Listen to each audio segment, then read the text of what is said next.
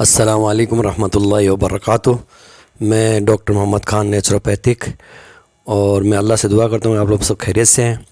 تو آج ہم لوگ قرآن پہ بات کریں گے۔ قرآن میں ایک آیت ہے سورہ فرقان کی، آیت نمبر 70 اور 71، 70 اور 71۔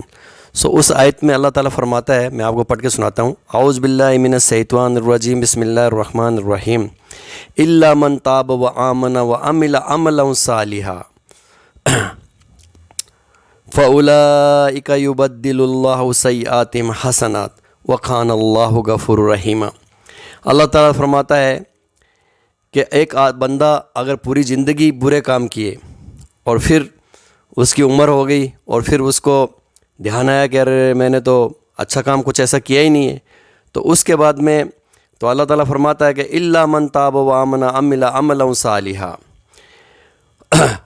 تو مگر جس نے توبہ کی اور اس نے پھر توبہ کی اور ایمان لایا اور اچھے کام کیے، تو اچھے کام کیے اور پھر اس کے بعد میں اللہ تعالیٰ بولتا ہے جو بھی اس نے اچھے کام کیے، نیک کام کیے، تو میں اس کے یعنی جو گناہوں کو نیکیوں میں بدل دوں گا، اور خدا تو بخشنے والا ہے، وکان اللہ غفور رحیم، اور مہربان ہے۔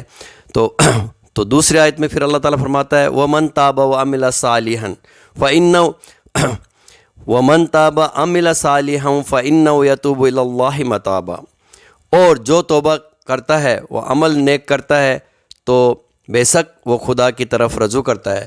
تو میرے بھائیوں، ہر انسان اگر ابھی بھی اللہ تعالیٰ تو ہمارا انتظار کر رہا ہے کہ بندہ ابھی بھی اب اس کا آنکھیں کھل جائے، تو جو اس نے آنکھیں کھول لی وہ آباد ہو گیا، جس نے آنکھیں بند کی وہ برباد ہو گیا۔ تو ابھی ہم لوگ تبلیغ جماعت کے بارے میں بات کریں۔ پہلے یہ کلپ دیکھو مرزا صاحب کا، تو اس کے بعد میں پھر ہم لوگ بات کرتے ہیں۔ تو وقت کوئی اعلانیہ نعت یہ تلاوت کرتا ہے تو یہ جائز ہے ناجائز ہے؟ بالکل غلط ہے جی، کوئی ضرورت نہیں ہے۔ مطلب نماز کے اوقات کے اندر کیا کام ہے کہ آپ یہ کام شروع کر دیں، اونچی آواز میں تلاوت؟ اگر نماز کے وہ اوقات ہیں، اگر نماز سے ہٹ کے ہیں تب بھی ان کو ریکویسٹ کرنی چاہیے کہ مسجدیں ان کاموں کے لیے نہیں بنی ہوئی ہیں کہ آپ مطلب جو ہے وہ اور یہ کیا کرتے ہیں، درس بھی دینا غلط ہے۔ سلام پھیرتے ہی جو ہے وہ درس قرآن دینا شروع کر دیتے ہیں، سنت اذکار بھی نہیں کرنے دیتے ہیں۔ یہ آپ کون سی دین کی خدمت کر رہے ہیں؟ ٹائمنگ رکھیں، جس نے سننا ہے سنے گا، جس نے نہیں سننا نہ سنے۔ آپ داروغہ تو نہیں ہے ان کے اوپر، اس طرح کی سختیاں لوگوں کے ساتھ نہ کریں۔ تو آپ نے یہ کلپ دیکھا، تو اس کے اندر مرزا صاحب کیا کہہ رہے تھے؟ تو وہ ہمارے یہاں پہ جو تبلیغ والے ہیں تو ان کو کچھ دین تو معلوم نہیں ہے، اور جو قرآن سے وہ سناتے نہیں ہیں، قرآن ان کو معلوم نہیں ہے، قرآن کا ترجمہ انہوں نے کبھی پڑھا نہیں ہے، بخاری حدیث کوئی پڑھی نہیں ہے، وہ فضائل اعمال لا کے بیٹھ جاتے ہیں، اور یہ بھی نہیں سوچتے کہ بندہ پاس میں نماز پڑھ رہا ہے اور ابھی تک وہ کوئی اذکار کر رہا ہے یا سنت اور نفل پڑھ رہا ہے، تو اس کو وہ لوگ ان کو بالکل اس کا خیال ہی نہیں ہے۔ میں نے بتایا بھی ہے کہ کوئی بھی آدمی اگر عبادت کر رہا ہے، نماز پڑھ رہا ہے، تو آپ درس کا کوئی ٹائم رکھو، اس ٹائم پہ سناؤ، لیکن وہ تو ہر نماز کے بعد شروع ہو جاتے ہیں۔ تو ان کا یہ نہیں ہے، ان میں ایک رول اور ریگولیشن ہونا چاہیے۔ ہمیں معلوم ہونا چاہیے کہ تبلیغ کا مطلب کیا ہے۔ تبلیغ کا مطلب دین پھیلانا، لیکن اس کو دین آنا بھی چاہیے نا۔ ان کو یہ بھی نہیں ہے مسلمان کا مطلب کیا ہوتا ہے، ایمان کسے کہتے ہیں۔ تو جب اس میں جاہل عالم ہوئے گا تو کیا سکھائے گا وہ، اور وہ پھر اپنے آپ کو بہت بڑا سمجھتا ہے، نماز ان کی صحیح نہیں ہے، ان کو نماز پڑھنے کا طریقہ بھی نہیں معلوم ہے، تو وہ تبلیغ کیسے کریں گے؟ تو میں تو یہی مسلمان بھائیوں سے درخواست کرتا ہوں کہ پہلے بھائی نماز سیکھو۔ ہماری نماز اگر صحیح ہے تو سب کچھ صحیح ہے۔ آدمی میں صبر ہونا چاہیے، اخلاق اچھا ہونا چاہیے۔ ایسے نہیں کہ کوئی بھی بات ہم نے کہا کہ بھائی دیکھ آپ نے یہ غلطی کر رہے تو اکڑ جاتے ہیں، تو غصہ کرتے ہیں، ایسا نہیں ہے۔ کوئی بھی مسلمان بھائی اگر اکڑتا تو مسلمان ہی نہیں ہے۔ اپنا اخلاق اچھا بناؤ، نرم رویے سے بات کرو، اور قرآن سے جو بات کوئی بتا رہا ہے اگر آپ کو اس میں صحیح نہیں لگ رہا ہے تو بڑا کوئی بھی اچھے عالم کے پاس جاؤ، اس سے تحقیقات کرو کہ بھائی بتاؤ یہ بات ہم نے سنا کہ قرآن میں صحیح ہے۔ تو آپ کو اس میں لڑنے جھگڑنے کی ضرورت نہیں ہے، آپ اس کی تحقیقات کر سکتے ہو۔ تو تحقیقات کرو گے آپ کو معلوم ہو جائے گا کہ یہ بندہ صحیح کر رہا ہے یا غلط کر رہا ہے۔ لیکن پہلے دین سیکھو، قرآن کو پڑھو ترجمے کے ساتھ میں۔ جب تک قرآن آپ کو معلوم نہیں ہے کوئی فائدہ نہیں ہے، بابوں کی کتاب میں بابوں کے پیچھے چلنے کوئی فائدہ نہیں ہے۔ اس لیے اللہ کا شکر ہے کہ ہمیں ایک نیک انسان ملا ہے جو ہمیں سیدھا راستہ دکھاتا ہے، وہ بھی قرآن اور حدیث کی روشنی میں۔ تو دوسرے لوگ جو عالم ہیں وہ کیوں چلتے ہیں، کیوں وہ لوگ گمراہ ہو رہے ہیں؟